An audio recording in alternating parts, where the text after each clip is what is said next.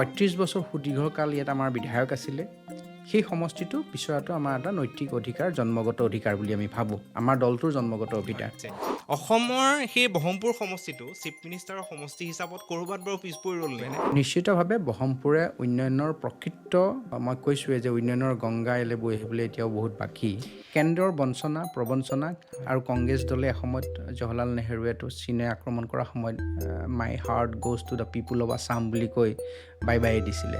যে ইয়াত হালেই বোৱা নাই বা কঠীয়া সিঁচা নাই, সেই ক্ষেত্ৰত আপুনি তেনেকুৱা ধৰণৰ কোনো পদক্ষেপ লোৱা নাই নে? বা আপোনাৰ ব্ৰহ্মপুৰ সমষ্টিক লৈ যিখিনি কৰণীয় আছিলে ইয়াতে টিকেট পাবলৈ বা MLA হিচাপে নিৰ্বাচিত হ'বলৈ, আপুনি সেইখিনি কাম কৰা নাই নেকি এতিয়ালৈকে? জিলা সভাপতি লেভেলৰ মই নুশুনো এইবিলাক আজিলৈকে। মই টিভিত তেওঁলোকৰ সভাপতি ভাষণে নুশুনো আৰু জিলা সভাপতি ভাষণ ক'ত শুনিম? সেই কথাটো তেওঁ যেন ক'ৰবাত অসম গণ পৰিষদৰ দলটোক বা সভাপতিজনক সেৱা কৰিবলৈ ক'লে, সেই কথাটোত যেন ক'ৰবাত তেওঁ অহংকাৰ প্ৰতিস্ফুট হৈ উঠিলে, সেই কথাটোত যেন ক'ৰবাত তেওঁৰ দাম্ভিকতা ওলাই পৰিলে। আমি কংগ্ৰেছৰ লগত যাব নোৱাৰা কাৰণটো হ'ল ঐতিহাসিক অসম আন্দোলন কংগ্ৰেছক বিৰোধিতা কৰি হৈছিলে।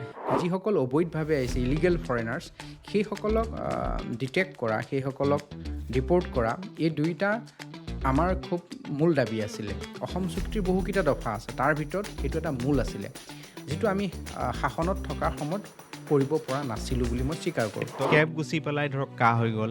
চ' সেই ক্ষেত্ৰত কিন্তু AGPয়ে বৰ বেছি ধৰক জাতীয়তাবাদী যোনটো তেওঁলোকৰ ভাৱধাৰা দেখুওৱা আমি দেখা নাপালোঁ। কাটো কিন্তু আমাৰ 5জন আকৌ শ্বহীদ হ'ব লগা হ'ল। তেতিয়াও কিন্তু চৰকাৰ আছিলে NDA। আৰু সেই সময়ত অসমক নোসোমোৱাবৰ কাৰণে বীৰেন্দ্ৰ প্ৰসাদ বৈশ্য ডাঙৰীয়াই সবল যুক্তি দাঙি ধৰিছে। মুখেৰেতো যুক্তি দাঙি ধৰিছিলে, আমিও দেখিছোঁ। আল্টিমেটলি ভোটটো যে আমি এতিয়া মুখেৰেতো ধৰক আমি দেখিবলৈ পাই থাকোঁ যে আমি কা বিৰোধ কৰোঁ, কিন্তু কাগজে কলমে আল্টিমেটলি কিন্তু অসমৰ বিপৰীতে গৈ আছে। নমস্কাৰ, ভিডিঅ'টো আগবঢ়াৰ আগতে মই সকলোকে মোৰ চেনেলটো ছাবস্ক্ৰাইব কৰি দিবলৈ আৰু ভিডিঅ'টো হাইপ কৰি দিবলৈ অনুৰোধ কৰিলোঁ। কাৰণ আপোনালোকে ছাবস্ক্ৰাইব বা হাইপ কৰিলে মই বহুত বেছি উৎসাহিত হওঁ আৰু সাহস পাম, যাতে ভৱিষ্যতে মই এনেকুৱা ধৰণৰ বা ইয়াতকৈও ভাল কিছুমান ভিডিঅ' বা পডকাষ্ট আপোনালোকলৈ আগবঢ়াই যাব পাৰোঁ।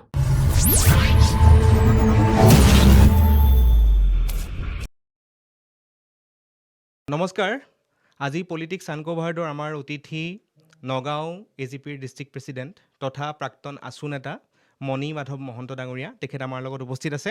চ' প্ৰথমতেই আমাৰ পডকাষ্টলৈ অহাৰ বাবে ধন্যবাদ জ্ঞাপন কৰিছোঁ আৰু আপোনাক স্বাগতম জনাইছোঁ। প্ৰথম প্ৰশ্নটো হ'ব যে আপোনাৰ ৰাজনীতিৰ যিটো যাত্ৰা আছিলে সেইটো হয়তো সহজ আছিলে বেলেগতকৈ, যিহেতু আপোনাৰ পৰিয়ালটো আগৰে পৰা ৰাজনীতিৰ লগত জড়িত।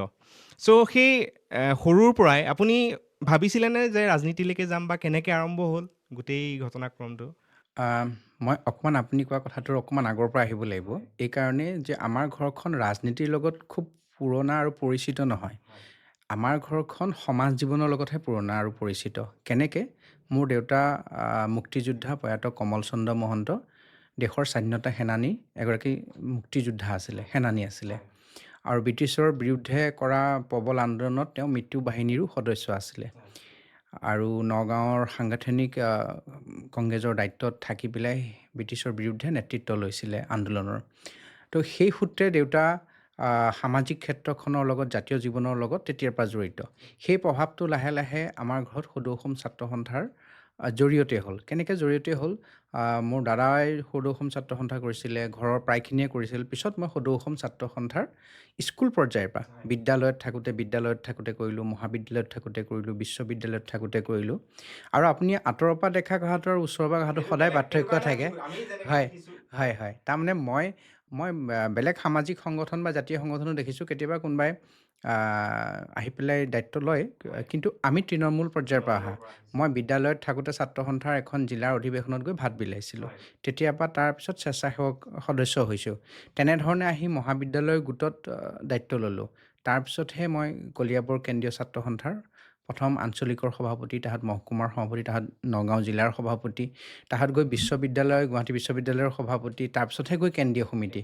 অৰ্থাৎ সদৌ অসম ছাত্ৰ সন্থাত যিমানটা স্তৰ আছে, প্ৰতিটো স্তৰে মই কৰি গৈ কেন্দ্ৰীয় সমিতিত কৰিবলগীয়া হৈছে। তো কেন্দ্ৰীয় সমিতিত তেনেধৰণে গৈ এদিন শিক্ষাৰ দায়িত্ব ল'লোঁ, আৰু এদিন শিক্ষা সম্পাদকৰ দায়িত্ব ল'লোঁ, এদিন উপসভাপতিৰ দায়িত্ব লৈ ছাত্ৰ সন্থাৰ সামাজিক মঞ্চখন তাতে থৈ ছাত্ৰ সন্থাই জন্ম দিয়া, অসমৰ ৰাইজে জন্ম দিয়া অসম গণ পৰিষদত যোগদান কৰিলোঁ।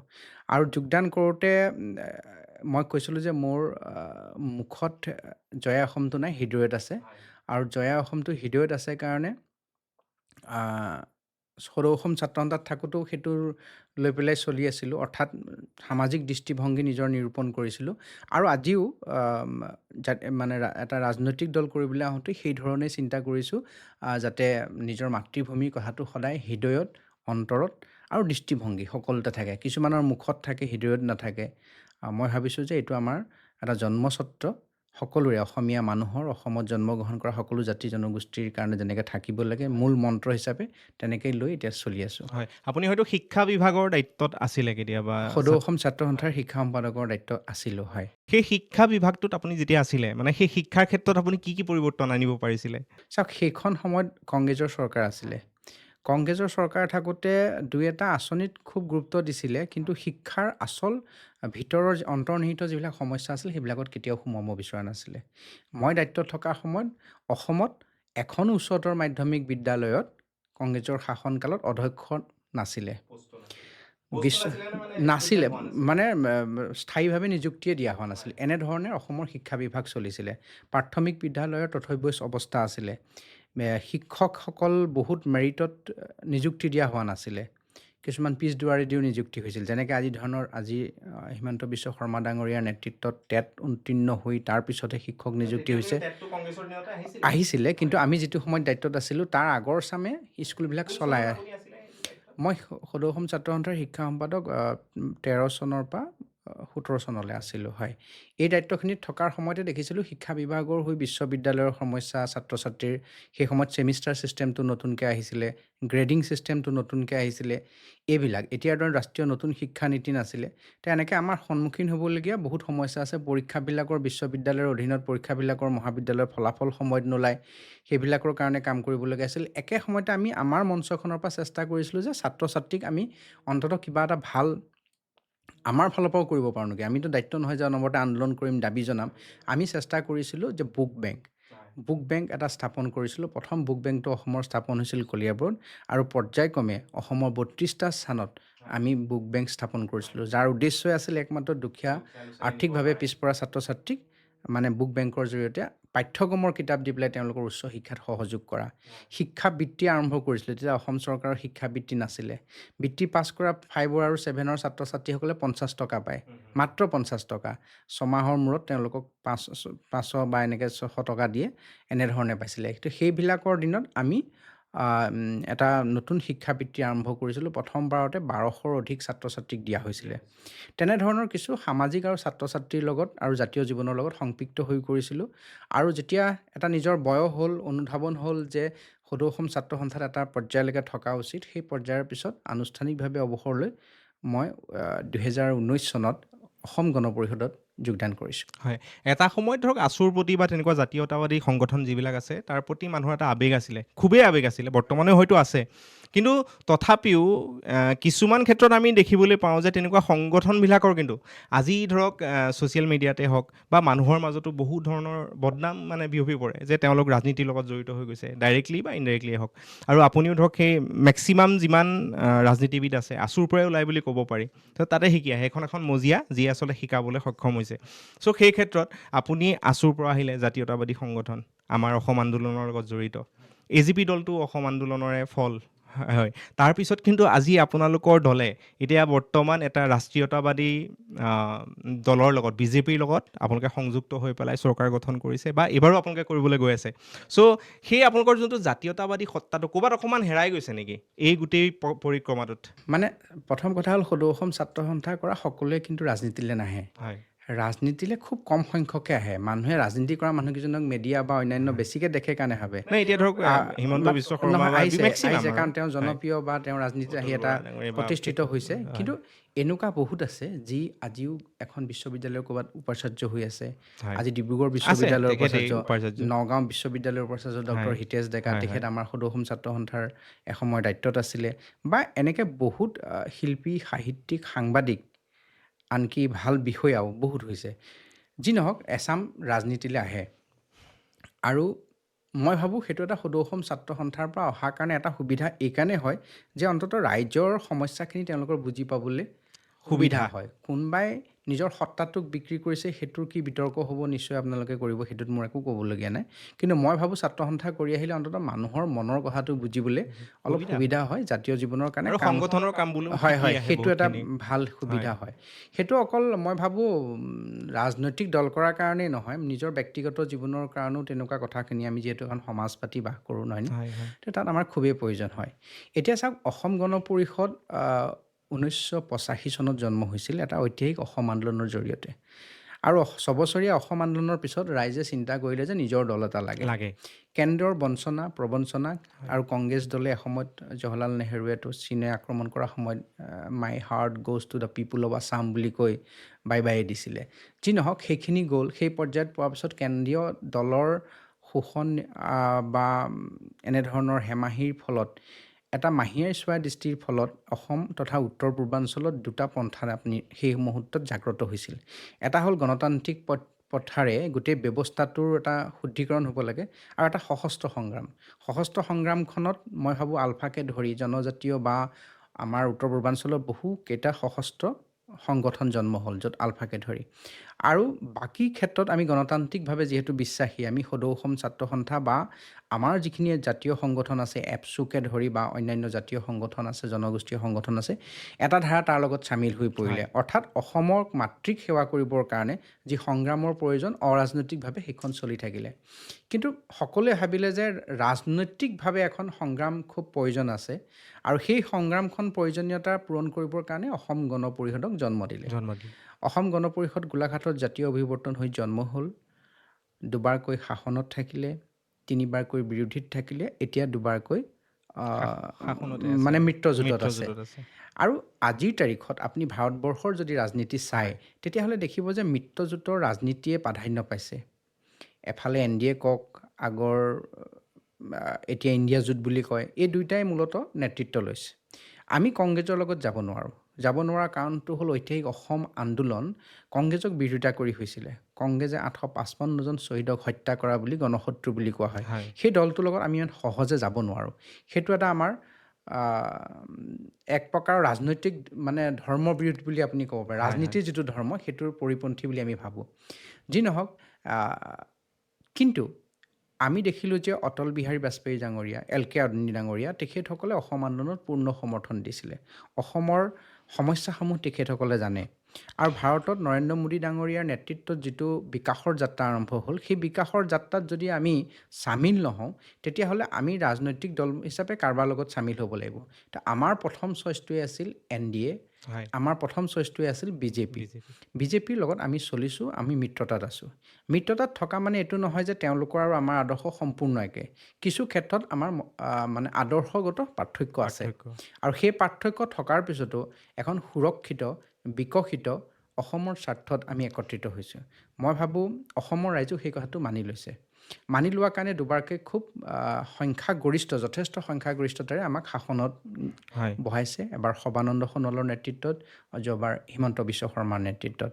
আৰু মই আজিৰ তাৰিখত যদি কওঁ, অহাবাৰলৈও আকৌ মানে আমাৰ সৰ্বানন্দ সোণোৱালটো আছেই, তাৰ বাহিৰে আমাৰ হিমন্ত বিশ্ব শৰ্মা ডাঙৰীয়া, ওপৰত নৰেন্দ্ৰ মোদী ডাঙৰীয়া, ইয়াত অতুল বৰা ডাঙৰীয়া, এইসকলৰ মাজত তেখেতসকলৰ নেতৃত্বত ইয়াত এখন NDAৰ চৰকাৰ হ'ব বুলি আমি দৃঢ় বিশ্বাসী, আৰু ৰাইজেও আদৰি লৈছে। আজিৰ তাৰিখত আমাৰ সেই সময়ত দাবীটো আছিল যে অবৈধ বিদেশী বহিষ্কাৰ হ'ব লাগে। অবৈধ বিদেশী, আমি বিদেশী বুলি বা মুছলমান বিৰোধী আমি নহয়, আমি বিদেশী বিৰোধী। বিদেশী মানে ইয়ালৈ কোনোবা লিগেলি আহিছে পাছপৰ্ট ভিজা লৈ, সেইসকলৰ কথা মই ক'ব বিচৰা নাই। যিসকল অবৈধভাৱে আহিছে, ইলিগেল ফৰেনাৰ্ছ, সেইসকলক ডিটেক্ট কৰা, সেইসকলক ডিপ'ৰ্ট কৰা, এই দুইটা আমাৰ খুব মূল দাবী আছিলে। অসম চুক্তিৰ বহুকেইটা দফা আছে, তাৰ ভিতৰত এইটো এটা মূল আছিলে, যিটো আমি শাসনত থকাৰ সময়ত কৰিব পৰা নাছিলোঁ বুলি মই স্বীকাৰ কৰোঁ। এইকাৰণে স্বীকাৰ কৰোঁ, সেই সময়ত কেন্দ্ৰত বেলেগ চৰকাৰ, আমাৰ ইয়াত বেলেগ চৰকাৰ, অকল ৰাজ্য চৰকাৰৰ কাৰণে সেইটো সম্ভৱ নহয়। কিন্তু অসম চুক্তিখনৰ বাকী দফাসমূহ কাৰ্যকৰী কৰিবলৈ বহুত চেষ্টা কৰিছিল। একে সময়তে কেন্দ্ৰই ওপৰৰ পৰা IMDT আইনখন আমাক ওপৰত জাপি দিছিলে। জাপি দিয়াৰ কাৰণে আমাৰ প্ৰধান হেঙাৰ হৈ পৰিছিল বিদেশী বহিষ্কৰণৰ ক্ষেত্ৰত IMDT আইন, যিখন সংসদত গৃহীত হৈ, আৰু কেন্দ্ৰীয় সংসদত সেইখন অসম গণ পৰিষদৰ সাংসদৰে আমি সেইখন বিৰোধিতা কৰিছোঁ, যদিও সেইখন বাতিল কৰিব পৰা নাছিলোঁ। এটা সময়ত গৈ সেইখন বাতিল হ'ল, সৰ্বানন্দ সোণোৱালৰ আৰু সেইটোত অসম গণ পৰিষদৰো সহযোগ আছিলে, সমৰ্থন আছিলে। আজিৰ তাৰিখত অন্ততঃ এটা হেঙাৰ নাইকিয়া হ'ল আৰু এতিয়াও ভাবোঁ যে অবৈধ বিদেশী অসমত যথেষ্ট সমস্যা। নাই, অবৈধ বিদেশীৰ কথা যিহেতু কৈ আছে আপুনি ধৰক 855জন শ্বহীদৰ কথাও ক'লে, কিন্তু আমাৰ কাৰ ক্ষেত্ৰত কেব গুচি পেলাই ধৰক কা হৈ গ'ল।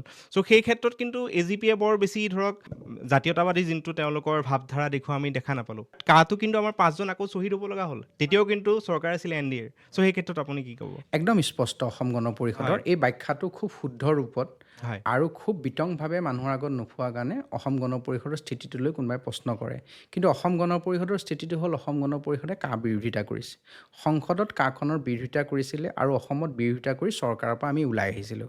কিন্তু আমি ক'ত বিৰোধিতা কৰিছোঁ আপুনি জানিলে ভাল পাব, বা জনাটো মই ভাবোঁ যে ৰাইজেও এই কথাটো জনা উচিত।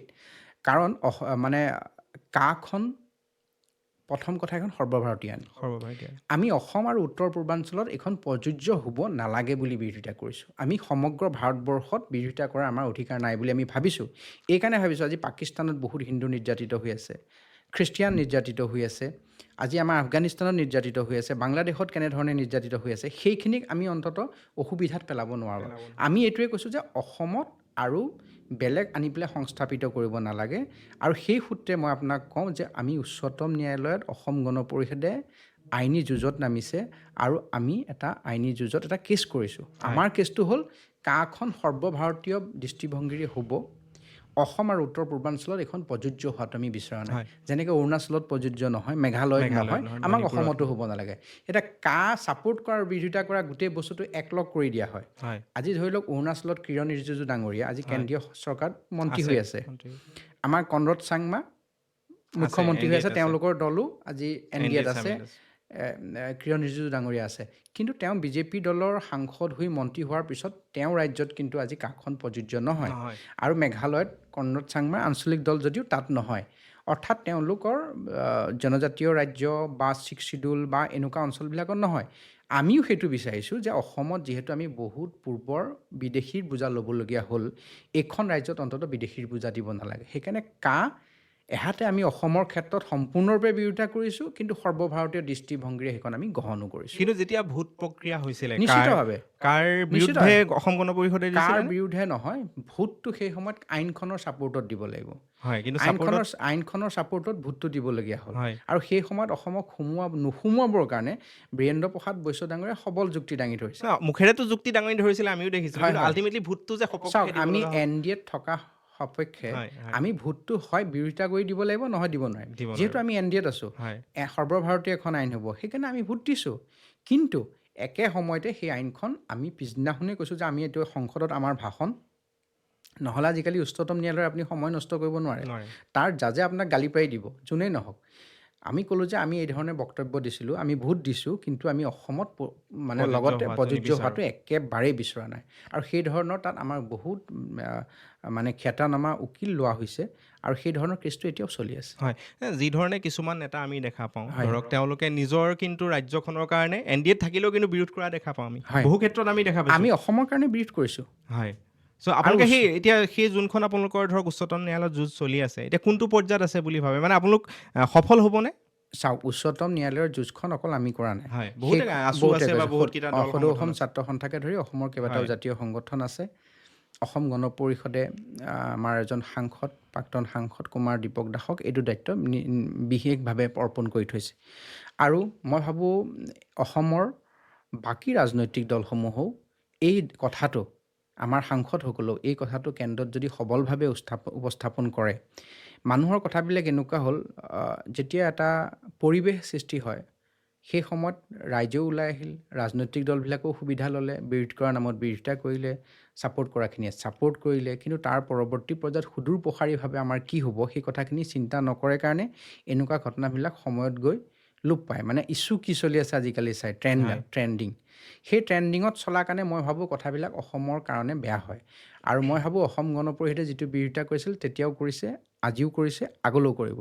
মই এই ক্ষেত্ৰত অসমৰ বাকী দলবিলাককো আপোনালোকে প্ৰশ্ন কৰক, ৰাইজে প্ৰশ্ন কৰক, আৰু তেতিয়া মই ভাবোঁ এটা শক্তিশালী জনমত গঠন হয়, হয়। এতিয়া অলৰেডি যিহেতু অসম গণ পৰিষদ NDAত আছে, হয়। চ' অসম গণ পৰিষদৰ পক্ষেতো বহুত সুবিধা হৈ আছে হয়। যে তেওঁলোকে এইটো আচলতে কেঞ্চেল কৰাব পাৰিব হয়। লাগিছিলে, বা ILPখন আনিলে হ'লেও আমাৰ সেইটো কাটো আমাৰ অসমত বলবৎ নহ'ল হ'লে। হয়। চ' সেই ক্ষেত্ৰত কিয় বাৰু পিছ পৰি আছে?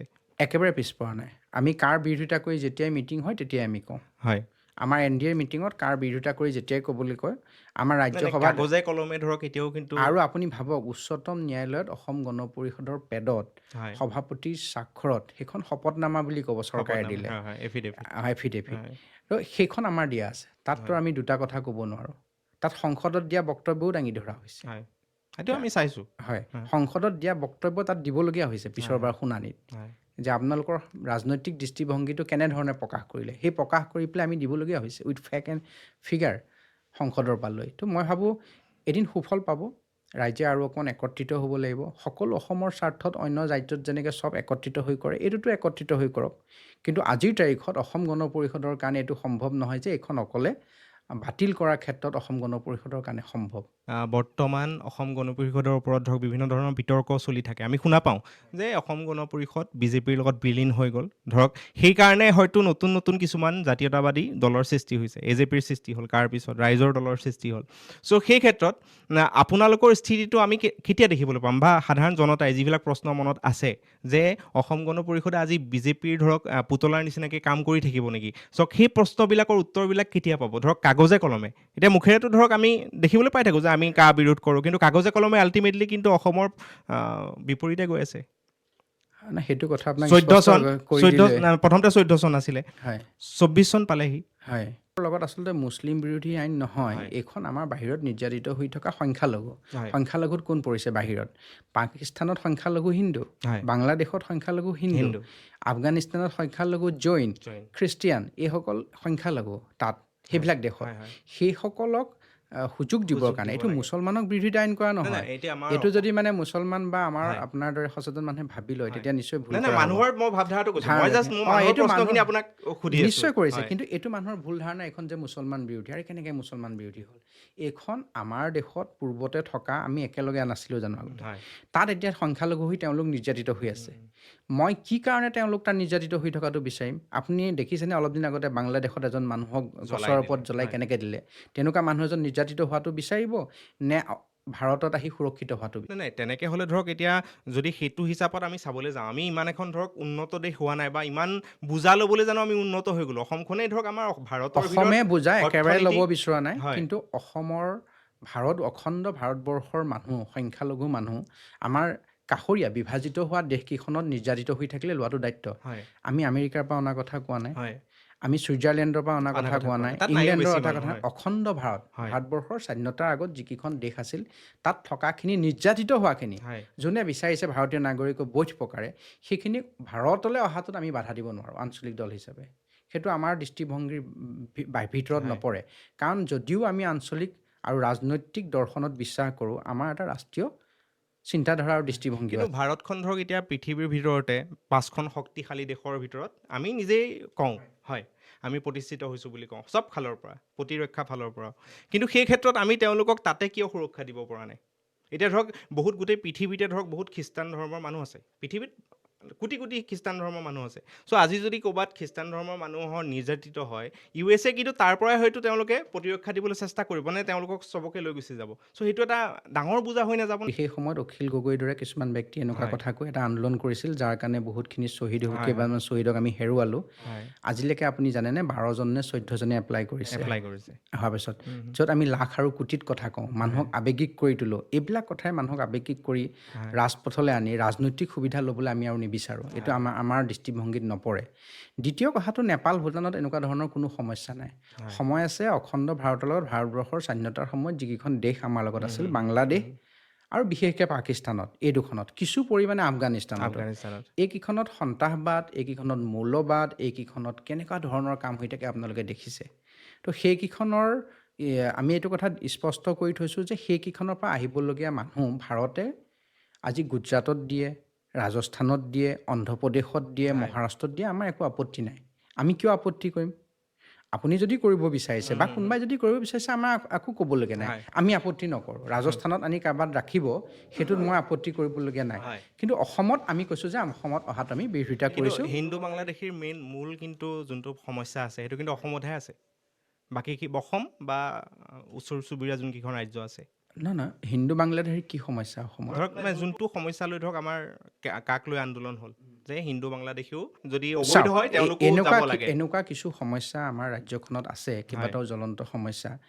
অসম আন্দোলন হোৱাৰ পিছত আজিলৈকে আমি অবৈধ বিদেশীক চিনাক্তকৰণ কৰি বহিষ্কাৰ কৰিব নোৱাৰিলোঁ। নোৱাৰিলে। ৰাজ্যপালৰ তথ্যত SK সিনহাৰ তথ্যত কিমান লাখ বুলি 20 লাখ নে কিমান বুলি হয় ওলাইছিল। হয় উচ্চতম ন্যায়ালয়ে এটা শুনানি দিছিল যে অসম আৰু উত্তৰ পূৰ্বাঞ্চলৰ আভ্যন্তৰীণ নিৰাপত্তা আৰু সাৰ্বভৌমত্বৰ প্ৰতি ভাবুকি আহিব বুলি। আমি সেইসকলক পৰাই নাই আৰু সেইসকলক নকৰাকৈ এই ডাঙৰ সমস্যাটো আমাৰ লগত আছেই, সেইটো বুজা আমি লৈয়ে ফুৰিছোঁ। হয় আৰু সেইটো কথা আহ, কংগ্ৰেছে সৃষ্টি কৰা সমস্যা। হয় কংগ্ৰেছে সেইসকলক প্ৰশ্ৰয় দিছিলে, কংগ্ৰেছে সেইসকলক আনিছিল। আপুনি জানেনে, শেষৰটো বিধানসভা ইলেকশ্যনৰ সময়ত কংগ্ৰেছ চৰকাৰখনে এখন এফিডেভিট আনিছিলে, এখন কেবিনেট সিদ্ধান্ত লৈছিল যে অসমত 16 চনলৈকে থকা সকলোকে ভোটাধিকাৰ দিব লাগে বুলি। উম, হুম। কেবিনেটত এটা সিদ্ধান্ত হৈছিলে মানে 16 হিন্দু মুছলিম সকলো অবৈধ হ'লেও মানে দিব লাগে বুলি। সেইখন কংগ্ৰেছে লৈছিলে। হয় সেই সুবিধাবিলাক কংগ্ৰেছে দি আহিছিল, IMDT কংগ্ৰেছেই আনিছে। হয় কিন্তু আজিৰ তাৰিখত মই কাটো সন্দৰ্ভত যদি আপুনি প্ৰশ্ন যিমানেই নকৰক, মোৰ স্পষ্ট দৃষ্টিভংগী ৰাজস্থান, মহাৰাষ্ট্ৰ, গুজৰাটত যদি কোনোবা বাহিৰত নিৰ্যাতিত হোৱা মানুহক মানৱীয়তাৰ খাতিৰত যদি আনি ৰাখিব বিচাৰিছে, হয় সেইটো মই বা আমাৰ দলে বিৰোধিতা নকৰোঁ। হয় কোনোবা দলে কৰিব পাৰে। আমি হয়, হয়। অসমলৈ অহাটো বিৰোধিতা কৰিছোঁ, উচ্চতম ন্যায়ালয়ত যদি গোচৰ ধৰ্মৰ কৰিছোঁ। ভিত্তিত যদি ধৰক কৰে তেতিয়া যি আপোনালোকৰ কি হেৰি হ'ব? কাখন কি ভিত্তিত নাই আনিছে নাই আপুনি অসমৰ ক্ষেত্ৰত কৈছোঁ। কোনো আমি চাওক, অসম গণ পৰিষদ হ'ল ধৰ্মনিৰপেক্ষ হয় দল। আমাৰ নাই, লগত সেইটো কাৰণে জাতীয়তাবাদী দল জাতীয়তাবাদী আৰু আমি ধৰ্মনিৰপেক্ষ দল। নিৰপেক্ষ দল মই আকৌ কৈছোঁ যে তাত নিৰ্যাতিত হৈ থকা যিবিলাক মানুহ আছে, সেই মানুহবিলাকৰ লগত আমাৰ অন্তত আমি ভাৰতত আনি কোনোবা জেগাত ৰখাটোত আমি কেতিয়াও বিৰোধিতা নকৰোঁ, হয় বৰঞ্চ সমৰ্থন কৰিছোঁ। আপোনাক মুকলিকৈ কৈছোঁ, ভাৰতৰ য'তেই আনি তেওঁলোকক সংস্থাপিত কৰে আমাৰ অকণো আপত্তি নাই। অসমত ৰখাটোৰ আপত্তি আছে, আইনখনৰ বিৰোধিতা কৰিছোঁ, উচ্চতম ন্যায়ালয়ত গোচৰ চলি আছে। অসমৰ ক্ষেত্ৰত মানে স্পষ্ট কথা স্পষ্ট আপত্তি আছে, ভাৰতৰ আপত্তি। ক্ষেত্ৰত আমাৰ আৰু আপত্তি নাই। আপত্তিটো মই আপোনাৰ আগত প্ৰেছত কোৱা নাই, হয়। এইটো উচ্চতম ন্যায়ালয়ত মানে affidavit শপতনামা দিছে। দিয়া আছে হয় হয় আৰু এইটো চলি আছে। উচ্চতম ন্যায়ালয়ে যেতিয়াই সিদ্ধান্ত ল'ব আমি আশাবাদী, খুব ভাল সিদ্ধান্ত এটা ল'ব। হয় মই আশা কৰিম যে আপোনাৰ দৰে সংবাদ মাধ্যমৰ লগত জড়িত সকলোৱে অন্তত বাকী ৰাজনৈতিক দলবিলাককো এনেধৰণে কৰিব। হয় হয় কাৰণ অসমৰ আপুনি কেইবাটাও ৰাজনৈতিক দল হ'ল বুলি ক'লে, সেই আঞ্চলিক দলবিলাকে কাৰ লগত মিত্ৰতা কৰিছে? আমি বিজেপিৰ লগত কৰিছোঁ, ঠিক আছে। বিজেপিৰ লগত কৰাৰ পাছত অসমৰ খিলঞ্জীয়া, জনজাতীয়, আমাৰ ভাৰতীয় সকলো মানুহেতো আমাক আদৰি লৈছে। আদৰি লৈছে। নিশ্চিতভাৱে আপুনি ক'ব লাগিব গণতান্ত্ৰিক দেশ এখনত আপুনি নিৰ্বাচনক যদি জিকিছে মূল যেতিয়া আদৰি লৈছে আৰু। আদৰি লৈছে। হয় হয় কিন্তু নিশ্চয়। আজি সেই আঞ্চলিক যিকেইটা দল হ'ল, সেই আঞ্চলিক দলকেইটাৰ নেতৃত্বৰ প্ৰতি মোৰ কোনো বিদ্ৰূপ ভাৱ নাই। আমি একেলগে বিভিন্ন সময়ত সামাজিক জাতীয় কাম কাজ কৰিছোঁ, কোনো বিদ্ৰূপ ভাৱ নাই। কিন্তু আদৰ্শগত কথাটো হ'ল, তেওঁ কংগ্ৰেছৰ বিৰুদ্ধাচৰণ কৰি জন্ম হোৱা এটা সত্তাই কি কাৰণে যিটো IMDT অনা, 855 হয় শ্বহীদ কৰা, 16 চনলৈকে অহাৰ আগতেই অসম চৰকাৰৰ হৈ সিদ্ধান্ত লৈছিল। আজিৰ সিদ্ধান্তটো ভাৰত চৰকাৰৰ কাটো। তেতিয়া কিন্তু 16 চনলৈকে এইটো কেতিয়াও আলোচনা কৰা নহয়। হয়তো কি কাৰণে নহয় মই নাজানো।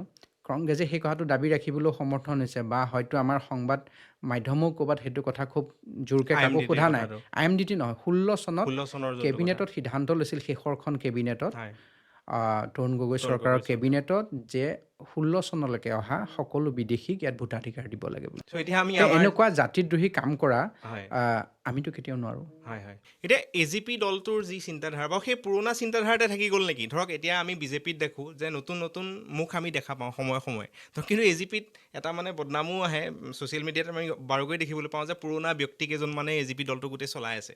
চ' সেই ক্ষেত্ৰত আপুনি AGPৰ এগৰাকী প্ৰেছিডেণ্ট হিচাপত, ডিষ্ট্ৰিক্ট প্ৰেছিডেণ্ট হিচাপত কি ক'ব বিচাৰে? প্ৰথম কথা যে এতিয়া দলটো অসম গণ পৰিষদৰ মাননীয় সভাপতি অতুল বৰা ডাঙৰীয়াৰ নেতৃত্বত দলটোৰ কিছু ধ্যান ধাৰণা, নতুনত্ব অনা হৈছে, ধ্যান ধাৰণাত, চিন্তা চৰ্চাত। আগৰ জাতীয়তাবাদক আমি এতিয়া প্ৰগতিশীল জাতীয়তাবাদ নামাকৰণ কৰিছোঁ, হয় আৰু প্ৰগতিশীল চিন্তাৰে আমি আগবাঢ়ি যাব বিচাৰিছোঁ। নতুন প্ৰজন্মৰ মাজত বহুত চিন্তা চৰ্চাৰ তফেত আহিছে। মই কোৱা নাই যে আমি ক'ৰবাত জাতীয় প্ৰেমটো কম্প্ৰমাইজ দিছোঁ। কৰিব লাগে, সেইটো নহয়। সেইটো হৃদয়ত ৰাখি, শক্তিশালীভাৱে ৰাখি আমি নতুন চিন্তা চৰ্চাৰে আগবাঢ়ি যোৱা বহুতো মানে পদক্ষেপ লৈছোঁ। আৰু তাৰ সূত্ৰেই অসম গণ পৰিষদে অসম ছাত্ৰ পৰিষদ খুলিছে। অসম ছাত্ৰ পৰিষদ খোলাৰ পিছতে আপুনি দেখিছে যে আজি গুৱাহাটী বিশ্ববিদ্যালয় হওক, ডিব্ৰুগড় বিশ্ববিদ্যালয় হওক, বিভিন্ন মহাবিদ্যালয় হওক, কটন বিশ্ববিদ্যালয় হওক, নগাঁও বিশ্ববিদ্যালয় হওক, এইবিলাকত বহুতে ছাত্ৰ পৰিষদৰ আজিৰ তাৰিখত ছাত্ৰ একতা সভাৰ নিৰ্বাচনসমূহত প্ৰতিদ্বন্দ্বিতা কৰিছে, জয়ী হৈছে। অৰ্থাৎ নতুন এচাম প্ৰজন্ম অসম গণ পৰিষদ কৰিবলৈ পুনৰ ওলাই আহিছে। তাত ছাত্ৰ ছাত্ৰী যথেষ্টখিনি আহিছে, নতুন প্ৰজন্মটো ওলাই আহিছে। এইটো অসমৰ জাতীয়তাবাদৰ কাৰণে এটা খুবেই যুগান্তকাৰী দিশ বুলি মই ভাবোঁ। আমি ইয়াত এটা কথা ঠিক যে আগৰ নেতৃত্বৰ দিনত কিছু পৰিমাণে নতুন প্ৰজন্ম আৰু পুৰণাৰ মাজত এটা গেপ আহিছিল। বহুত দিন ধৰি আমাৰ মাজত নতুনত্ব কিছু নাছিলে, এটা জেনেৰেশ্যন গেপ হৈছিলে। কিন্তু সেই গেপটো এতিয়া আঁতৰা হৈছে। মাননীয় সভাপতি অতুল বৰা ডাঙৰীয়াৰ নেতৃত্বত আমি নতুনখিনিত এতিয়া আমাক কাম কৰিবলৈ সুবিধা দিছে, নতুনখিনিক আগবঢ়াই দিছে আৰু আমাৰ নতুনখিনি চিন্তা চৰ্চা আমি দলৰ মজিয়াত ক'ব পাৰিছোঁ। ৰাজনৈতিকভাৱে এটা কথা ঠিক যে আমি বিধানসভা লোকসভাত নতুন প্ৰজন্মৰ যেনেধৰণে প্ৰতিনিধিত্ব থাকিব লাগে তাত হয়তো আমি পিছ পৰি আছোঁ।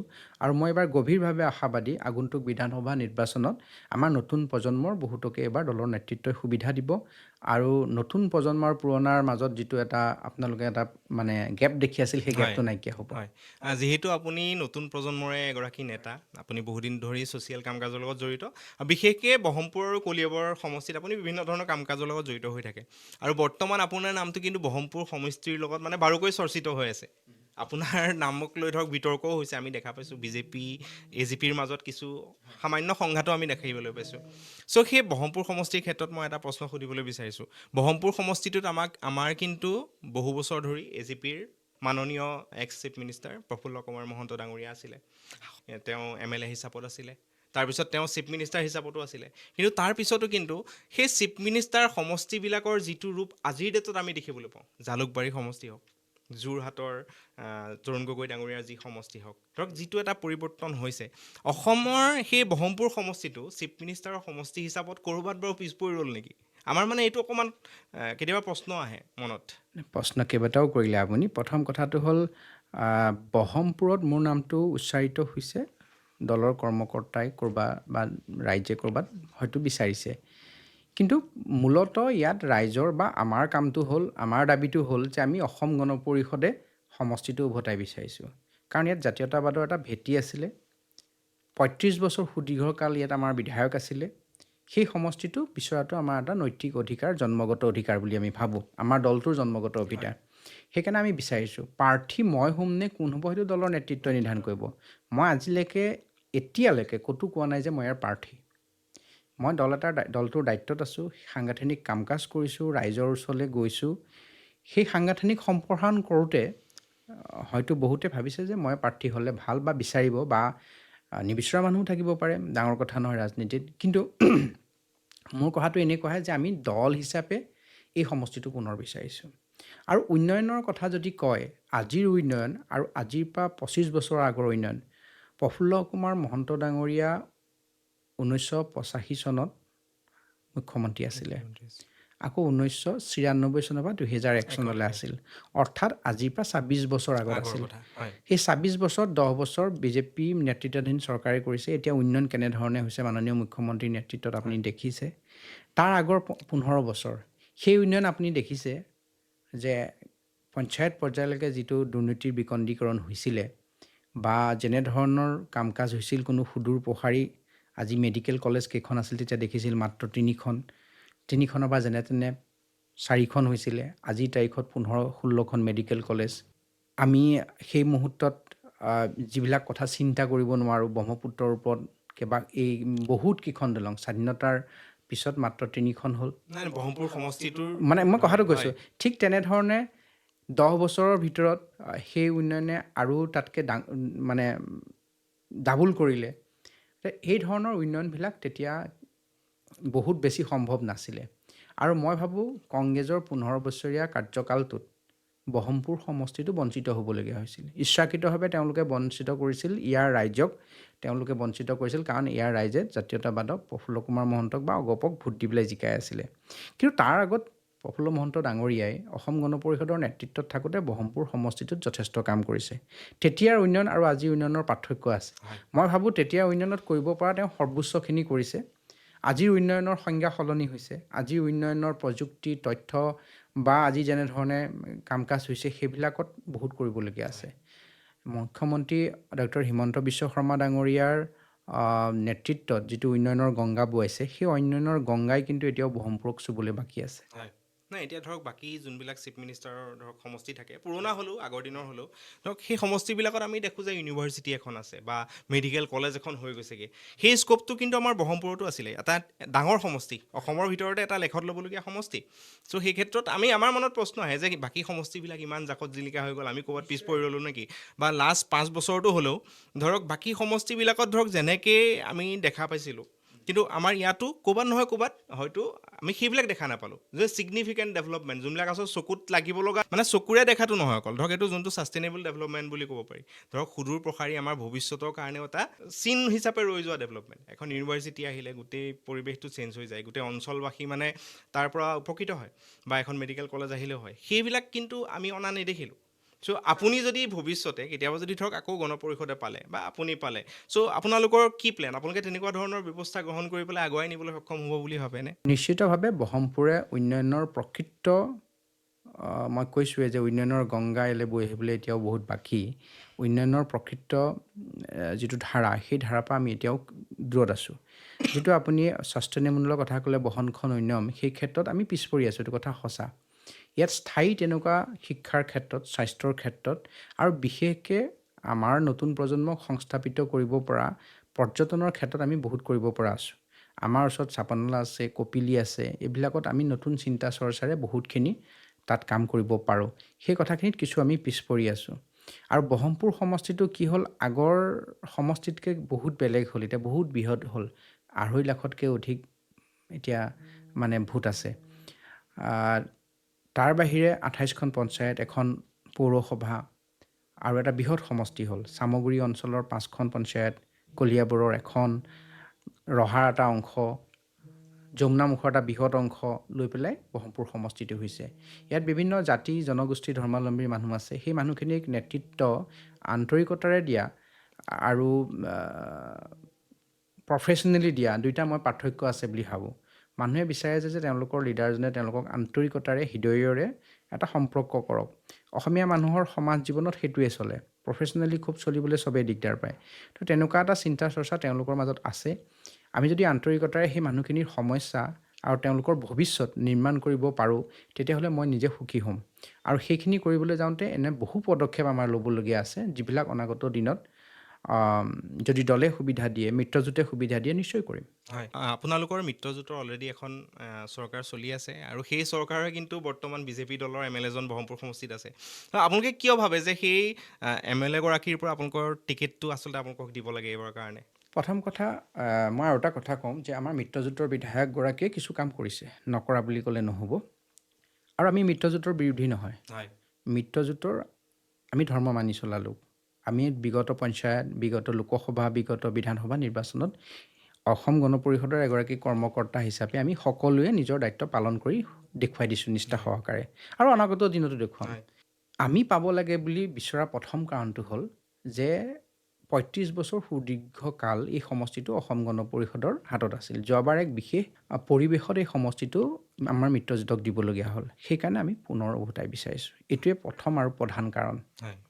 কিন্তু তেখেতে এটা মন্তব্য কৰা আমি দেখা পালোঁ যে ইয়াত হালেই বোৱা নাই বা কঠীয়া সিঁচা নাই। সেই ক্ষেত্ৰত আপুনি তেনেকুৱা ধৰণৰ কোনো পদক্ষেপ লোৱা নাই নে? বা আপোনাৰ ব্ৰহ্মপুৰ সমষ্টিক লৈ যিখিনি কৰণীয় আছিলে, ইয়াতে টিকেট পাবলৈ বা MLA হিচাপে নিৰ্বাচিত হ'বলৈ, আপুনি সেইখিনি কাম কৰা নাই নেকি এতিয়ালৈকে?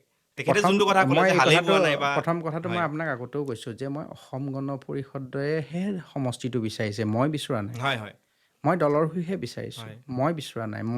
মই বোলা শব্দটো ইয়াত কোনো স্থান নাই। হয়, হয়, ইয়াত আমি বিচাৰিছোঁ, আমাৰ দলে বিচাৰিছে। হয়, আৰু মানে যোনেই নকওক, মই এটা কথা কওঁ, এইটো বিতৰ্কলৈ যাব নালাগে। হাল বোৱা, কঠীয়া সিঁচা, ব্ৰহ্মপুৰৰ লগত অসম গণ পৰিষদৰ ডিক্সনেৰীত এইবিলাক শব্দ ব্ৰহ্মপুৰৰ কাৰণে নাই।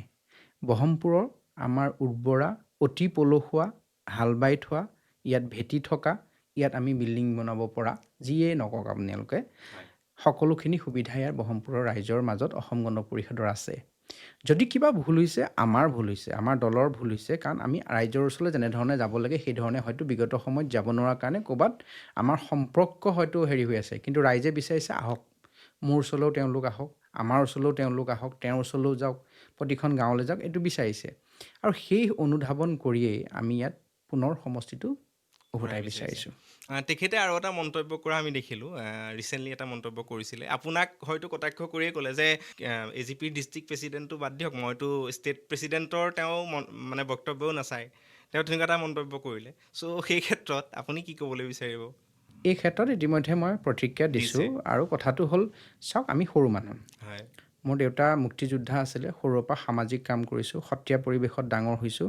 গাঁওখনৰ অঞ্চলটোৰ কেনেকৈ উন্নতি হ'ব পাৰে সেইটোৱে চিন্তা কৰি আমি জাতীয় জীৱনত এটা আহি জড়িত হ'লোঁ।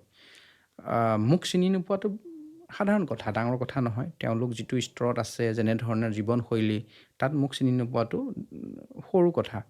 সেইকাৰণে আমি সৰু মানুহৰ লগত থাকি কাম কৰিম। ষ্টেট প্ৰেচিডেণ্টৰো তেওঁ সেই সন্দৰ্ভত মোৰ ক'বলগীয়া আছে, সেই কথাটো তেওঁ যেন ক'ৰবাত অসম গণ পৰিষদৰ দলটোক বা সভাপতিজনক সেৱ কৰিবলৈ ক'লে, সেই কথাটোত যেন ক'ৰবাত তেওঁ অহংকাৰ প্ৰতিস্ফুট হৈ উঠিলে, সেই কথাটোত যেন ক'ৰবাত তেওঁৰ দাম্ভিকতা ওলাই পৰিলে, তেনেকুৱা যেন আপোনাৰ অনুভৱ নহয়নে? মোৰ তেনেকুৱা যেনেই অনুভৱ হয়। সেইটো ৰাইজে নিশ্চয় ভাবিব, জানিব।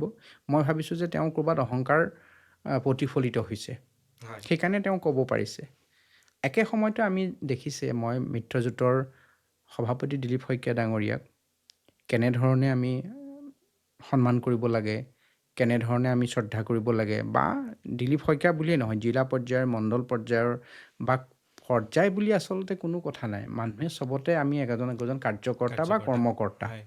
আমি কৰ্মকৰ্তাসকলৰ আমাৰ প্ৰত্যেকটো পৰ্যায়তে আমাৰ এটা সৌহাৰ্দ্যপূৰ্ণ সম্পৰ্ক নিশ্চয় থাকে। থাকিব লাগে। বিৰোধী আৰু দলসকলৰ মাজতো ইজনে থাকে। থাকে। মোৰ লগত একেলগে পঢ়া কিমান বিৰোধী হয়। দলত আছে, আমি এতিয়াও একেলগে লগালগি থাকে। হওঁ, মতৰ বিনিময় কৰোঁ। মিত্ৰজোঁটটোতো বুকুৰ মাজতে থাকিব হয়, লাগিব। হয়। বুকুৰ মাজত থাকিতো কামুৰিলে নহ'ব। আৰু মিত্ৰজোঁট বুকুৰ মাজত থাকিব লাগিব, আৰু বাকী বিৰোধীক দেখিলেও আমি সন্মান দিব লাগিব। আমাৰ সেই দৃষ্টিভংগী আছে। মানুহ হিচাপত। কাৰোবাৰ যদি নাই, তাততো আৰু মই সেইটো অনাব নোৱাৰোঁ। হয় হয়।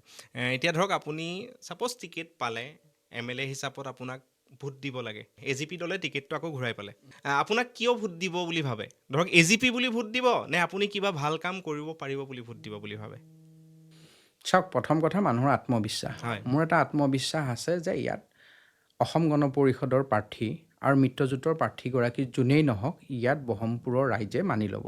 কাৰণ বহমপুৰ সমষ্টিটো সৃষ্টি হোৱাৰ পৰা ইয়াত কংগ্ৰেছ কেতিয়াও জিকা নাই। ইয়াত এসময়ত জনতা দল, এসময়ত CPM, তাহাঁত অসম গণ পৰিষদ, যোৱাবাৰ আমাৰ মিত্ৰজোঁট ভাৰতীয় জনতা পাৰ্টিৰ পৰা জিকিছে। ইয়াত কংগ্ৰেছ জিকা নাই। কংগ্ৰেছে এইটো মানে স্বপ্ন দেখি লাভেই নাই, বা কংগ্ৰেছৰ মিত্ৰজোঁটও দেখি লাভ নাই। বহমপুৰৰ এটা সুকীয়া, কিন্তু ওচৰ চাপিছিলে যোৱাবাৰ, 700 ভোট মাত্ৰ। হয়, সেইটোতো সকলোৱে জানে নিশ্চয়। কিবা কথাত ক'ৰবাত চাগে খেলি মেলি হৈছিলে। মই ভাবোঁ অনাগত দিনত সেই পৰিৱেশ নাথাকে। আপুনি দেখিছে, মানুহে এটা দলক চায়, তাৰপিছতে প্ৰাৰ্থীজনক চায়, তাৰপিছতে সামগ্ৰিক পৰিৱেশটোক চায়। দল হিচাপে আজি কংগ্ৰেছক ছাপোৰ্ট দিবলগীয়া কিবা কাৰণ ৰাইজে যদি বিচাৰি পাইছে, মইতো বিচাৰি পোৱা নাই, কোনো ৰাইজে বিচাৰি নিশ্চয় নাপায়। প্ৰাৰ্থী হিচাপে মই কাৰো বদনাম কৰিবলৈ নাযাওঁ, সকলোৰে আত্মসন্মান আছে। আৰু কিন্তু প্ৰাৰ্থীজনৰো ভাবে যে তেওঁ কিমানভাৱে সামাজিকভাৱে সচেতন, ৰাইজৰ লগত কি সম্পৰ্ক ৰাখিছে, সেইটো আপোনালোকে দেখিব। এসময়ত কংগ্ৰেছৰ ইয়াত প্ৰাৰ্থী আছিল সুৰেশ বৰা ডাঙৰীয়া, শক্তিশালী প্ৰাৰ্থী। আমি নকওঁ তেওঁ হাৰিছে, কিন্তু শক্তিশালী প্ৰাৰ্থী। তেনেকুৱা প্ৰাৰ্থীটো আমি ইয়াত দেখা নাই এতিয়া। তাৰপিছতে যিটো পৰিৱেশ, এফালে মুখ্যমন্ত্ৰী ডক্টৰ হিমন্ত বিশ্ব শৰ্মা ডাঙৰীয়াৰ নেতৃত্বত যিখন চৰকাৰে যেনেধৰণে উন্নয়নমূলক কাম কৰিছে, তাত জাতি, ধৰ্ম, বৰ্ণ সকলোৱে উপকৃত হৈছে। ছাত্ৰ ছাত্ৰী যেনেকৈ উপকৃত হৈছে, নিবনুৱা যুৱক যুৱতীজনো উপকৃত হৈছে, গাঁৱৰ মহিলাগৰাকীও হৈছে, কৃষকজনো হৈছে, জ্যেষ্ঠ নাগৰিকজনো হৈছে। কোনো পৰ্যায়ত এই কথাটো ৰৈ যোৱা নাই। তেনেকুৱা এটা কংগ্ৰেছৰ সপক্ষে ঢৌটো বাদেই এটা পৰিৱেশেই নাই। সেই তেনেকুৱা সময়ত এই সমষ্টিটোত মই ভাবোঁ অসম গণ পৰিষদৰ প্ৰাৰ্থী হ'লে নিশ্চিতভাৱে ৰাইজে আদৰি ল'ব আৰু ভাল ফলাফল প্ৰদৰ্শন কৰিব। আপুনি যদি কেতিয়াবা বিধায়ক হয় বহমপুৰ সমষ্টিতে, চ' তেতিয়া আপোনাৰ প্ৰথম 5টা কাম কি কি হ'ব, যে এইকেইটা কাম মই কৰিম? প্ৰথম কামটোৱে হ'ব ৰাইজৰ লগত সুসম্পৰ্ক। প্ৰথম সম্পৰ্কটোৱেই ডাঙৰ কথা। যদি সম্পৰ্ক নাথাকে, মানুহৰ মনৰ কথা আপুনি কেতিয়াও বুজি নাপায়। ডক্টৰ নেত্ৰমণি বৰাক মই আগতে পাইছোঁ, কিন্তু যেতিয়া আপোনাৰ লগত সম্পৰ্ক হ'ব, তেতিয়া দুটা কথা মই জানিম যে মই নিশ্চয় কিবা আপোনাৰ পৰা শিকিবলগীয়া আছে। যেতিয়ালৈকে মই নাজানিম, তেতিয়ালৈকে এটা ভুল ধাৰণা মোৰ প্ৰতিও ল'ব, ময়ো লৈ থাকিম। প্ৰত্যেকটো অঞ্চলৰ ৰাইজৰ লগত আমাৰ এটা সুসম্পৰ্ক কৰিব লাগিব। পোনপটীয়া আৰু সুসম্পৰ্কটোৱে মোৰ প্ৰধান কাম হ'ব। দ্বিতীয় হ'ব, মোক বিচাৰি দিছপুৰলৈও যাব নালাগে, নগাঁৱলৈও যাব নালাগে। মই ৰাইজক বিচাৰি যাম। প্ৰতিটো পঞ্চায়তত মই নিজে গৈ পেলাই ৰাইজৰ সমস্যাৰ সন্মুখীন হ'ম। প্ৰতিটো সপ্তাহত তেনেকৈ পঞ্চায়ত থাকিব, তেনেকৈ গাঁও থাকিব, হয় যিবিলাকত ৰাইজে নিজে গাঁঠিৰ ধন ভাঙি গাড়ী লৈ পেলাই, ভাড়া গাড়ী লৈ মোক বিচাৰি যাবলগীয়া নাথাকে। প্ৰত্যেক সপ্তাহে আজি যদি চলচলিত, কাইলৈ পুৰণি গুদামত, পাৰিলে কামপুৰত, পৰহিলে চাংচকীত, এনেধৰণৰ আমি এটা ব্যৱস্থা কৰিম য'ত ৰাইজে সুলভভাৱে তেওঁলোকৰ সমস্যাসমূহ অৱগত কৰিবৰ কাৰণে মানুহজনক, তেওঁলোকৰ জনপ্ৰতিনিধিজনক পায়। এইটো কথা মই আগতেও ভাবোঁ, যদি কেতিয়াবা ৰাজনৈতিকভাৱে কোনোবা চৰকাৰীভাৱে প্ৰতিনিধিত্ব কৰিবলগীয়া হয়, তেনেধৰণৰ কিছু কাম কৰিম য'ত ৰাইজে জনপ্ৰতিনিধিক খুব সহজে লগ পায়। এই কথাটোৰ 2 নম্বৰ কথা। 3 নম্বৰ কথা যদি আপুনি 5টা ক'বলৈ যায়, ইয়াত আমাৰ স্থায়ী, যিটো আপুনি ক'লে যথেষ্ট স্থায়ী কিছুমান শৈক্ষিক, কিছুমান ঔদ্যোগিক, কিছুমান পৰ্যটনৰ হয় এনেকুৱা কি কাম কৰিব পৰা যায় স্থায়ী, য'ত অঞ্চলটোৰ এটা মৰ্যাদা বৃদ্ধি হয়, শিক্ষিত নিবনুৱা যুৱক যুৱতীসকলক মানে সংস্থাপন দিব পাৰে, আন্তঃগাঁথনিৰ উন্নতি হয়, তেনেকুৱা নিশ্চয় কৰিব লাগিব। তৃতীয়তে চাওক, আজি যিমানেই আমি আগ নাবাঢ়োঁ, শিক্ষা আৰু স্বাস্থ্য, এই 2টা কথা লৈ পেলাই এতিয়াও ক'ৰবাত আমাৰ গাঁৱলীয়া মানুহৰ এতিয়াও কিছু সমস্যা এই সমষ্টিটোত আছে। আৰু এটা কথা মই আপোনাক কওঁ, মই কাৰোবাক হিংসা কৰি নহয় দেই, তাৰমানে ওচৰত যেতিয়া এটা সদৰ সমষ্টি থাকে, সদৰ সমষ্টিটো বুলি ক'লে ডিষ্ট্ৰিক্ট হেডকোৱাৰ্টাৰ, তেওঁলোকে কিন্তু কাষৰীয়া সমষ্টিবিলাকতকৈ বহুত আগবাঢ়ি যায়, আগবাঢ়ি যায় হেডকোৱাৰ্টাৰ হৈ যায়। আৰু বিভিন্ন সেইকাৰণে ধৰণৰ প্ৰকল্প আনিব পাৰে হয়, কাষৰীয়া সমষ্টিবিলাকে অলপ সমস্যাত ভোগে। সেই দৃষ্টিভংগীটো কিন্তু আমি নাইকিয়া কৰিব লাগিব। কাৰণ সদৰখনত উপায়ুক্ত কাৰ্যালয়, আয়ুক্ত কাৰ্যালয় বা বেলেগ কিবা থাকিব পাৰে, কিন্তু মানুহ ইয়াতো আছে, তাতো আছে। হয় নিশ্চয় মানুহ ইয়াতো আছে, তাতো আছে। এতিয়া ইয়াতো উন্নয়ন লাগে, তাতো উন্নয়ন লাগে। ইয়াতো ফুটপাথ লাগে, তাতো লাগে। ইয়াতো ষ্ট্ৰীট লাইট লাগে যদি তাতো লাগে। ইয়াতো যদি খোৱা পানী লাগে, তাতো লাগে। তো মই ভাবোঁ সেই ধৰণৰ আঁচনিৰ পৰা কিছু আমি বঞ্চিত হৈ থাকোঁ। সেই তেনেকুৱা ধৰণৰ চিন্তাবিলাক আমি কৰিব লাগিব, য'ত আমি গাঁৱৰ পৰিৱেশটোকে ৰক্ষা কৰি সা সুবিধাখিনিৰ পৰা যাতে বঞ্চিত নহওঁ, সেইখিনি আমি কৰিব লাগিব।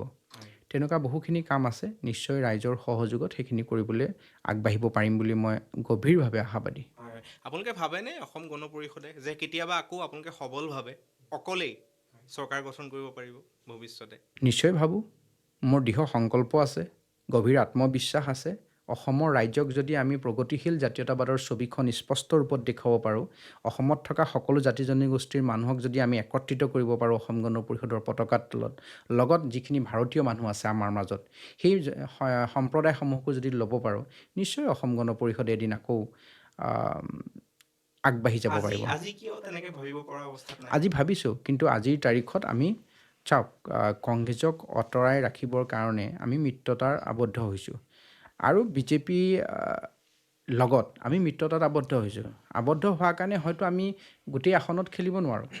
আমি এটা নিৰ্দিষ্ট পৰিমাণৰ আসনত খেলিব লাগিব। সংখ্যাৰ দিশৰ পৰা আমি কমি থাকিম, কিন্তু দলটোক আমি সাজু কৰিবলৈ চেষ্টা কৰি আছোঁ, যাতে দূৰ ভৱিষ্যতে দলটোৱে অসমত পুনৰ শক্তিশালীভাৱে মানে নিজৰ স্থিতি প্ৰকাশ কৰিব পাৰে। হয়, মই এতিয়া এটা অৰাজনৈতিক প্ৰশ্নলৈ আহোঁ।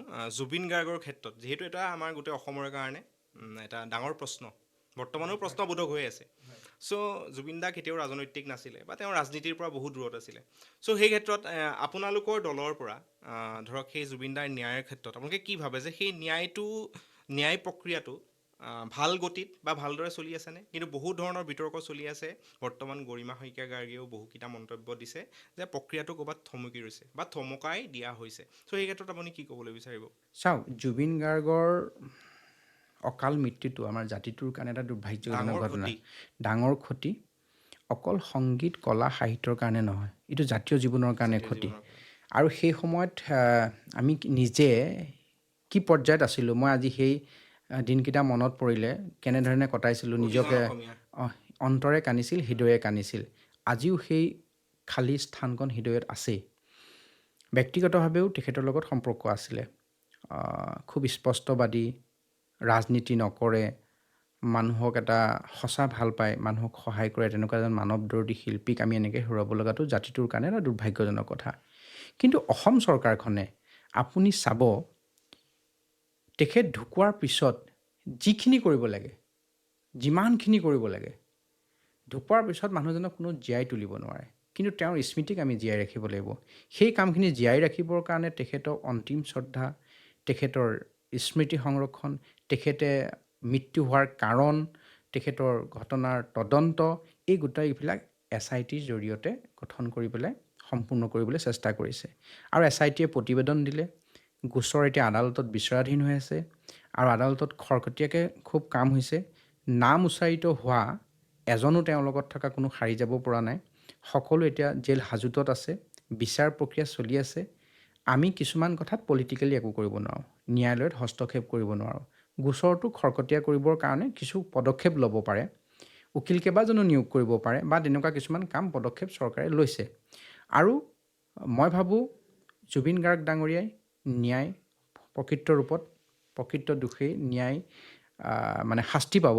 আৰু জুবিন গাৰ্গ ডাঙৰীয়াই নহয়, অসমবাসীয়ে জুবিন গাৰ্গৰ কাৰণে যিটো ন্যায়ৰ দাবী উত্থাপন কৰিছিল, সেই উত্থাপন এদিন সকলোৱে দেখিব যে ফলৱৰ্তী হ'ব। আৰু সেই দিন বেছি দূৰত নাই, সমাগত। তাৰে আধা কাম এতিয়া হৈ গ'ল, কাৰণ চাৰ্জশ্বিট দাখিল হ'ল। চাৰ্জশ্বিটখন মূল থাকে, চাৰ্জশ্বিটত কোনো গাফিলিটি নাই, কোনো উলিয়াব পৰা নাই, যাৰ কাৰণে তেওঁলোকে দোষী আজি তাৰিখলৈকে জামিন পোৱা নাই। আজি আপুনি দেখিছে ছেপ্টেম্বৰৰ 19 তাৰিখে হয়তো এইটো ঘটনা হৈছিলে, তেতিয়াৰ পৰা আজিলৈকে কোনো জামিন পোৱা নাই। আৰু এই ক্ষেত্ৰত চৰকাৰ তথা আমাৰ গৃহ বিভাগে মাননীয় মুখ্যমন্ত্ৰী হিমন্ত বিশ্ব শৰ্মা ডাঙৰীয়াৰ নেতৃত্বত খুব সবলভাৱে নেতৃত্ব লোৱাৰ কাৰণে এইখিনি সম্ভৱ হৈছে। আৰু অনাগত দিনত আমি জুবিন গাৰ্গক ন্যায়টো প্ৰদান কৰিব লাগিব। জুবিন গাৰ্গৰ সত্তাটোক জীয়াই ৰাখিবৰ কাৰণে, আমি তেওঁক চিন্তা চৰ্চাক জীয়াই ৰাখিবৰ কাৰণে নতুন প্ৰজন্মৰ মাজত তেওঁৰ যিটো স্বাভিমানী সত্তা, আমি অসম গণ পৰিষদে তেওঁৰ জন্মদিনটো স্বাভিমানী জাতীয় স্বাভিমানী দিৱস হিচাপে পালন কৰিবলৈ আমি লৈছোঁ। এইবাৰ প্ৰথম বৰ্ষ হিচাপে সকলো জাতি জনগোষ্ঠীৰ ধৰ্মাৱলম্বী মানুহক একত্ৰিত কৰি আমি প্ৰত্যেকখন বিধানসভা সমষ্টিৰ ভিতৰত আমি জাতীয় স্বাভিমান দিৱস পাতিছোঁ। অসমত হয়তো বহু ডাঙৰ ডাঙৰ শিল্পী কোনোবা আছিল, কিন্তু এনেকুৱা নামৰে কেতিয়াও পতা হোৱা নাছিলে। ডাঙৰ শিল্পী হোৱাও নাই হয়তো। মই কাম সৰু বুলি নকওঁ, কিন্তু জাতীয় স্বাভিমান দিৱস এটা সৰু বিষয় নহয়, অত্যন্ত গুৰুত্বপূৰ্ণ এটা নাম দি আমি এইকাৰণেই দিছোঁ যাতে প্ৰজন্মৰ পিছত প্ৰজন্মই জুবিন গাৰ্গৰ আদৰ্শ লওক, নিজৰ মাতৃভূমিৰ কথা সজোৰে ক'ব পৰা হওক, নিজৰ মাতৃভূমিক প্ৰকৃততে ভাল পাবলৈ শিকক। কাৰণ ৰাজনীতি এচাম মানুহে কৰে, বাকীখিনি সমাজৰ লগত জড়িত থাকে। সেই মানুহখিনিও যাতে এটা ভাল দৃষ্টিভংগীৰে থাকিব পাৰে, সেইকাৰণে আমাক জুবিন গাৰ্গক আমাৰ লাগিবই। আৰু জুবিন গাৰ্গক লৈহে অসমৰ জাতীয় জীৱনৰ যিখন মানচিত্ৰ সেইখন সম্পূৰ্ণ হ'ব। আৰু সেইকাৰণে আমি জাতীয় স্বাভিমান দিৱস পালন কৰি অনাগত দিনত জুবিন গাৰ্গক কেনেকৈ আমি জীয়াই ৰাখিব পাৰোঁ সেইখিনিও চিন্তা কৰিব লাগিব একে সময়তে। চ' এতিয়া আমি শেষৰটো ৰাউণ্ডলৈ আহিছোঁ। চ' মই আপোনাক কিছুমান নেতাৰ নাম ল'ম, তেখেতসকলৰ ওপৰত আপুনি 2-3টা শব্দত উত্তৰ দিব। ডক্টৰ হিমন্ত বিশ্ব শৰ্মা, খুব কৰ্ম উদ্যমী গৌৰৱ গগৈ, মুখ্যমন্ত্ৰী, অস্পষ্ট ধাৰণা, নৰেন্দ্ৰ মোদী, গতিশীল নেতৃত্ব, ৰাহুল গান্ধী, আন্ধাৰ চোৱা নেতা, সৰ্বানন্দ সোণোৱাল, অমায়িক ভদ্ৰ, অতুল বৰা ডাঙৰীয়া, আছু অসমৰ এক চিৰসেউজ জাতীয় সংগঠন, আছু অধিক শক্তিশালীভাৱে আগবাঢ়ি যোৱাটোৱে হৃদয়েৰে বিচাৰোঁ। AGPৰ ভিজন, AGPয়ে অনাগত দিনত অসমৰ নতুন প্ৰজন্মক লৈ, অসমৰ সকলো জাতি জনগোষ্ঠীক লৈ আমি একত্ৰিতভাৱে এখন শক্তিশালী অসম গঢ়াৰ সপোন লৈ আছোঁ। ব্ৰহ্মপুৰ নে কলিয়াবৰ? এটা জন্মভূমি, এটা কৰ্মভূমি। অসমৰ ভিতৰত আটাইতকৈ ফেভাৰিট লিডাৰ আপোনাৰ কোন? অসমৰ ভিতৰত আটাইতকৈ কাক মানে আপুনি আগত ৰাখে? নিশ্চিতভাৱে হিমন্ত বিশ্ব শৰ্মা। অসমৰ ভিতৰত হয়, মানে অতুল বৰা ডাঙৰীয়াতকৈও আপুনি আগত ৰাখিবলৈ বিচাৰে? অতুল বৰা ডাঙৰীয়াকো ভাল পাওঁ, হয়, তেখেত আমাৰ নেতা। ভাৰতৰ ভিতৰত যদি ক'বলৈ যাওঁ, নৰেন্দ্ৰ মোদী ডাঙৰীয়া। নৰেন্দ্ৰ মোদী ডাঙৰীয়া। আপুনি নিজকে পলিটিচিয়ান হিচাপত 10ৰ ভিতৰত কিমান দিবলৈ বিচাৰে? কাম শিকিবলৈ আছে, মই নিশ্চয় 5 নম্বৰহে দিম, কাৰণ 5 মই শিকিবলগীয়া আছে। হয়, আপোনালৈ শুভেচ্ছা থাকিলে। আমাৰ অনুষ্ঠানটো ইমানতে সমাপ্ত কৰিছোঁ। আৰু শেষত আপুনি যিহেতু এগৰাকী ইউথ নেতা বা উঠি আহিছে, আপুনি নতুন প্ৰজন্মক আপুনি কি ক'বলৈ বিচাৰিব? চাওক, আজিৰ নতুন প্ৰজন্মই আকাশ চোৱাৰ সপোন লয়। মই ভাবোঁ যে থিংক গ্ল'বেলি, এক্ট লোকেলি। আমি বিশ্বজনীনভাৱে চিন্তা কৰোঁ, কিন্তু তাক আমি স্থানীয়ভাৱে প্ৰয়োগ কৰিব লাগিব। এই দৃষ্টিভংগীটো যদি নাইকিয়া হৈ যায়, আজিৰ তথ্য প্ৰযুক্তি AI যুগত আমি নতুন প্ৰজন্মই কিন্তু পাই কিবা এটা হেৰুৱাই যাম, যিটো প্ৰতিটো পৰিয়াল, প্ৰতিখন সমাজে অলপ ভুগিবলৈ লৈছে। যিটো ৰাজনীতিৰ ঊৰ্ধত থাকি মই পৰিয়ালৰ কথা কৈছোঁ, সমাজৰ কথা কৈছোঁ। সেইকাৰণে থিংক গ্ল'বেলি, এক্ট লোকেলি, এই চিন্তা চৰ্চাটো নতুন প্ৰজন্মই ল'ব লাগিব। মানে প্ৰতিভা আৰু দক্ষতা এইটোৰ ফালৰ পৰা নতুন প্ৰজন্মই এতিয়া আকাশ চুব পাৰে সেইটোত কোনো কুৱেশ্যনেই নাই কোনো প্ৰশ্নই নাই কিন্তু আমি তেওঁলোকক এটা সুসংগঠিত ৰূপত জাতীয় প্ৰেম শিপাৰ লগত সম্পৰ্ক ৰাখি আকাশ চোৱা সপোনটোৰ পিনে লৈ যাব লাগিব হয় শেষত আগন্তুক নিৰ্বাচনৰ কাৰণে আপোনাৰ লগতে আপোনাৰ দলক শুভেচ্ছা জ্ঞাপন কৰিলোঁ ধন্যবাদ আমাৰ অনুষ্ঠান ইমানতে সমাপ্ত। ধন্যবাদ ধন্যবাদ নমস্কাৰ হয়